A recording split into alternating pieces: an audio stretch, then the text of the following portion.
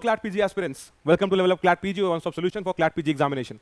So today, I'll be dealing with the last school of jurisprudence, that is philosophical school of jurisprudence. So before starting the video, this video won't be very long, मतलब बहुत लंबा नहीं होगा. philosophical school में इतनी बातें नहीं है बताने के लिए, ठीक है?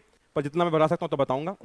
तो philosophical school को पढ़ाने के लिए भाई मेहनत लगती है, हर चीज़ को पढ़ाने के लिए मेहनत लगती है. तो प्लीज़ टेलीग्राम ग्रुप हमारा ज्वाइन करिए, क्योंकि इस पर कई सारे कहते हैं नए सारे हम लोग जितने भी कंसेप्ट हम लोग कवर कर रहे हैं, उस पर क्वेश्चंस भी इसी पे भेजेंगे, केसेस पे क्वेश्चंस भी इसी पे आएंगे, और भी जो कंटेंट है चाहे वो एसएसबी के रिलेटेड हो, चाहे वो किसी और एग्जाम के रिलेटेड हो, वो इसी ग्रुप पे आने वाला है. और सारे अपडेट्स आपको यहीं मिलेंगे. तो प्लीज़ ग्रुप को ज्वाइन करिए, चैनल को सब्सक्राइब करिए. ये हमारे रिचुअल्स हम करते हैं, तो हम आगे चलते हैं इसके बाद, ठीक है? तो हम लोग बात करते हैं फिलोसॉफिकल स्कूल की. तो फिलोसॉफिकल स्कूल नाम से सुना होगा, फिलोसफी की बातें होंगी आज हम लोग की, ठीक है? थोड़ी बोरिंग हो सकती हैं, पर प्लीज़ बेयर विद मी, बहुत लंबा है नहीं फिलोसॉफिकल स्कूल. जल्दी जल्दी खत्म करेंगे, बहुत बड़ा स्कूल नहीं है. आराम से समझेंगे, हर एक चीज़ को समझाऊंगा मैं आपको और खत्म करूंगा स्कूल को.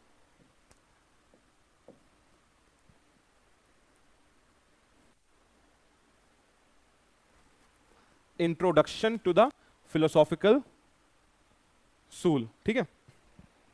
सबसे समझिए, इस फिलोसॉफिकल स्कूल का मतलब क्या होता है. इसको एथिकल स्कूल या मॉरल स्कूल भी कहा जाता है, ठीक है? यहां पे इसको मैंने फिर से बता दे रहा हूं, इसको एथिकल स्कूल या फिर मॉरल स्कूल भी कहा जाता है. अब अगर हम लोग उसको थोड़ा और डीप में जाके समझें, तो ये यहां पे एक्सप्लोर करता है रिलेशनशिप किसके बीच में, between law and the ideals that they are meant to achieve. देखो यार, कोई भी लॉ, जैसे तुम अगर कोई भी लॉ रूल उसको सेट करते हो, तो तुम्हारे मन में एक गोल होता है टू अचीव, ठीक है? जैसे आइडियल्स, तुम DPSP, directive principle of state policy, they are established and set in the first place to achieve certain ideals. कुछ ideals को अचीव करने के लिए ही इनको बनाया गया है. तो अब इसको अच्छे समझते हैं कि क्या वो ideals हैं, क्यों क्या कहते हैं आया तुम्हारा फिलोसॉफिकल स्कूल ऑफ ज्यूरिस्प्रूडेंस. हर एक चीज को बहुत ही ढंग से समझेंगे क्या होता है फिलोसॉफिकल स्कूल ऑफ ज्यूरिस्प्रूडेंस. तो समझते हैं. तो भाई लॉ एंड रूल को सेट किया जाता है to achieve a goal and to achieve certain ideals. अब that ideals can be either social ideals, it can be moral ideals, but कुछ आइडियल्स होते हैं हमारे, ठीक है? अब आप सोच रहे हो कि यार आप इतनी एथिकल मॉरल इन सब की बातें कर रहे हो, तो क्या ये नेचुरल स्कूल से रिलेटेड है? हाँ जी, थोड़ा बहुत रिलेटेड है. कितना रिलेटेड है वो मैं आपको समझाऊंगा अभी.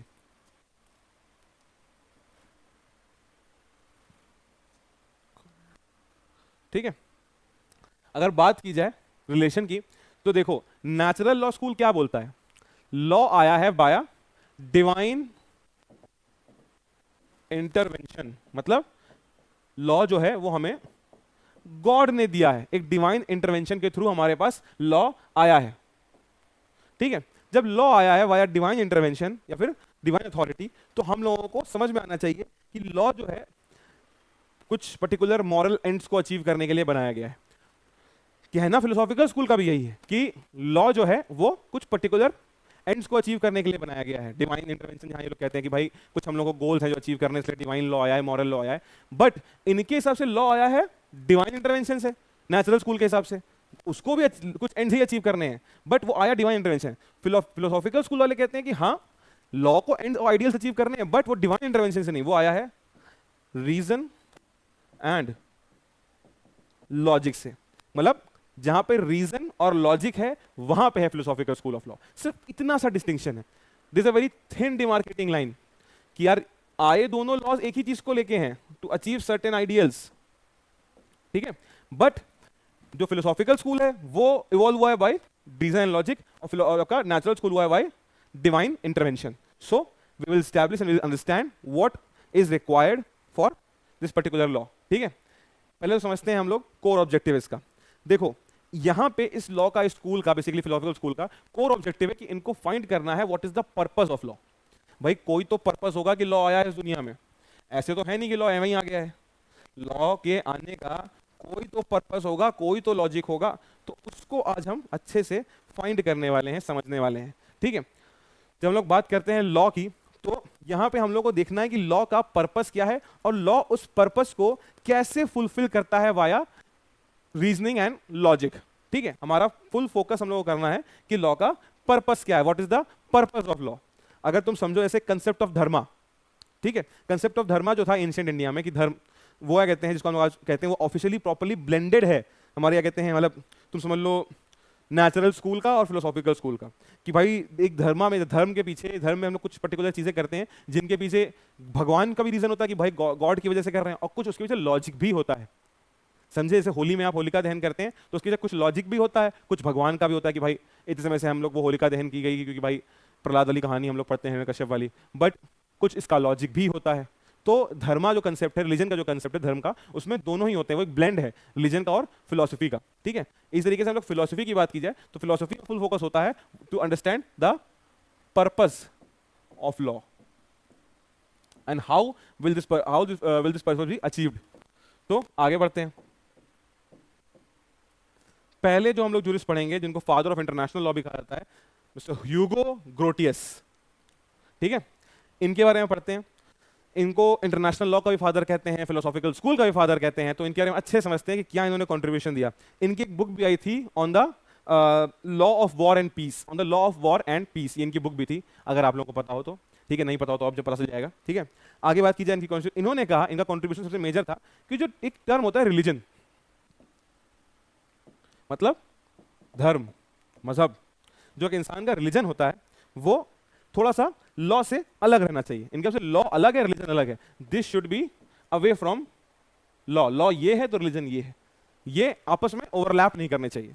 बेसिकली कि जो नेचुरल लॉ है वो सही रीजन से बना है, बट नेचुरल लॉ में क्या होता है कि वो रिलीजन को लॉ में मिला देता है। और इनके हिसाब से चाहे वो इंटरनेशनल लॉ हो, क्योंकि फायदा है इंटरनेशनल लॉ के, चाहे वो लोकल सिविल लॉ हो, जस्ट सिविल है, वो रिलीजन से अलग रहना चाहिए। रिलीजन का उसमें कोई पार्ट नहीं हो चाहिए टू प्ले। एंड इन्होंने एक और चीज भी बोली कि जो स्टेट होते हैं, जैसे आप देखो रिलीजन, भाई इंटरनेशनल लेवल पे जो कंट्रीज होती है, कंट्री नहीं स्टेट बोला जाता है। तो जो स्टेट्स होते हैं like India, China, US, Russia, France, ठीक है, तो ये सब जो स्टेट्स होते हैं ये जो है म्यूचुअल एग्रीमेंट से गवर्न होंगे। They will be governed by mutual agreement, क्योंकि ये सोवरेन हैं, ये लोगों के पास अपनी खुद की पावर्स हैं, अपने खुद के वो हैं, मतलब क्या कहते हैं, अपनी खुद की पावर्स हैं और अपने खुद के हक हैं, कोई किसी से सब्जुगेटेड नहीं है स्टेट्स। तो states will be governed by mutual agreement and not by force.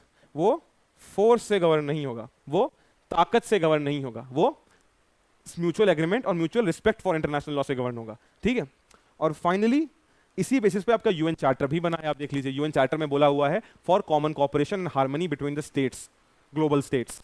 ठीक है, तो this is the concept of Hugo Grotius. तो आगे हम लोग चलते हैं, इसको समझते हैं। ठीक है, पहले तो बात करते हैं इमैनुअल कांट की, that is डोंटोलॉजी and duty.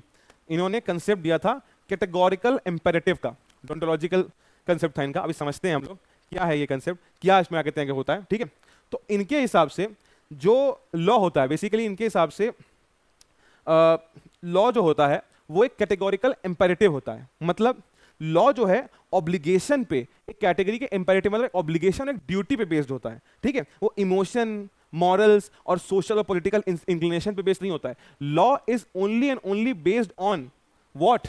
Law is only and only based on आपके ये obligation and duty. Law is only based on obligation and duty, not on emotions and other facts.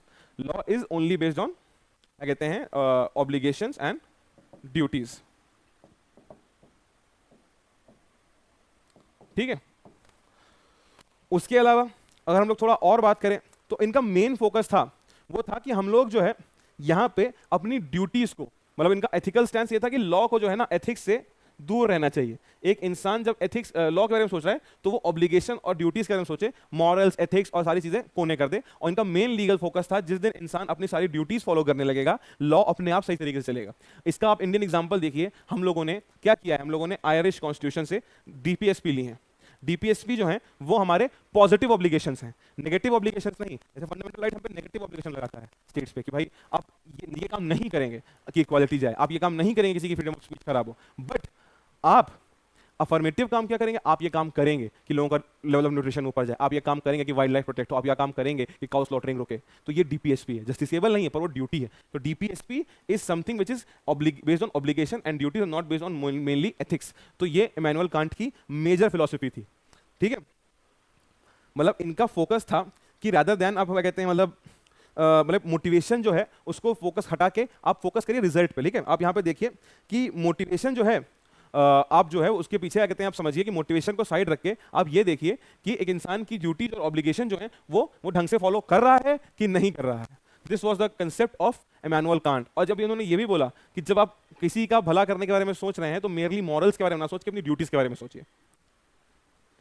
Finally next, Fichte and Hegel the dialectical method. इन्होंने एक triad दिया। ठीक है, जो triad का मतलब था थीसिस, एंटीथेसिस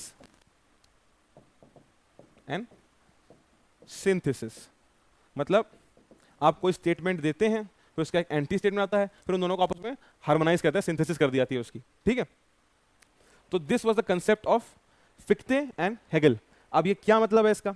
इसका मतलब अगर आप एक फॉर्मल स्टेटमेंट स्टार्टिंग पॉइंट बोलते हैं और उसका कोई कॉन्ट्रडिक्शन करता है, फिर फाइनली आप उस दोनों को रिजॉल्व कर दीजिए और एक उसको कंबाइन करके एक सच्चा ट्रुथ निकालिए, combine the truth of both sides. ठीक है, अब इसको अप्लाई करिए हिस्ट्री पे।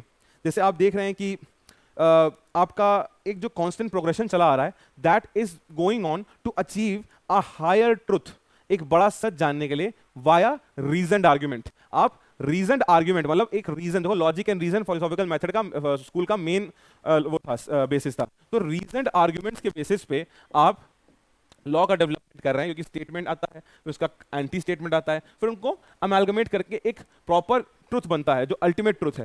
उसी वजह से हम लोगों का सिस्टम और हम लोगों का ये इसी को कहते हैं dialectic method, the triad method. इसी की वजह से हम लोगों का सिस्टम आगे बढ़ रहा है। जैसे फॉर एग्जांपल एक बिल है जो कि थीसिस है, उसके बाद अपोजिशन क्या कहते हैं उस पर क्रिटिक देती है, वो एंटीथेसिस है, और फिर आगे जाके जब वो एक्ट बनता है, लॉ पास होता है, वो सिंथेसिस होता है।